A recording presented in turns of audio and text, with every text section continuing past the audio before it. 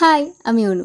তো এই দিন আমরা চলে যাচ্ছিলাম আমার একটা মাস্তুতো দিদির বাড়ি। আর যেতে যেতে মাঝ রাস্তায় ঘটে গেল একটা দুর্ঘটনা। আমাদের টুকটুকিটা হয়ে গেল হঠাৎ করে খারাপ। তাই কিচ্ছু করার নেই। সূর্যের তীব্র রোদ থেকে বাঁচতে মাথায় ওড়না ঢাকা দিয়ে চলে গেলাম হেঁটে হেঁটে ঘাট পার হওয়ার রাস্তায়। তারপর নৌকা আসা অব্দি কিছুক্ষণ অপেক্ষা। তারপর নৌকা এলে ঘাট পার হই। আর তারপরেই চোখে পড়ে একটা অদ্ভুত জিনিসই বলা যায়, যে বলে না শখের দাম লাখ টাকা, মানুষ দরজার ওপরেই করে দিয়েছে আরও একটা সিমেন্ট বাড়িতে দরজা। বেশ ভালো লাগলো।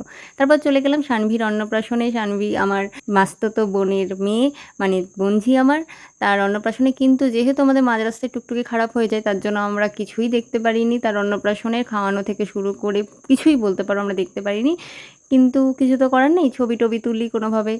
আর সে করতে করতেই ও ঘুমিয়েও যায়, যেহেতু অনেকটা বেলা হয়ে গেছিলো। তারপর আমরা চলে গেলাম খেতে। আর খাবার দাবার তো দেখতেই পাচ্ছ, এলাহি ব্যাপার, প্রচুর আয়োজন, প্রচুর খাবার দাবার। তবে শুধু একটাই খারাপ লাগা, কোনো কিছুতেই থাকতে পারলাম না, শুধুমাত্র কিছু ছবিতে ছাড়া। কিছু করার নেই, কি আর করবো, সবই মেনে নিতে হবে। চলো আজ এতটুকুই, আবার নেক্সট ভিডিওতে তোমাদের সঙ্গে দেখা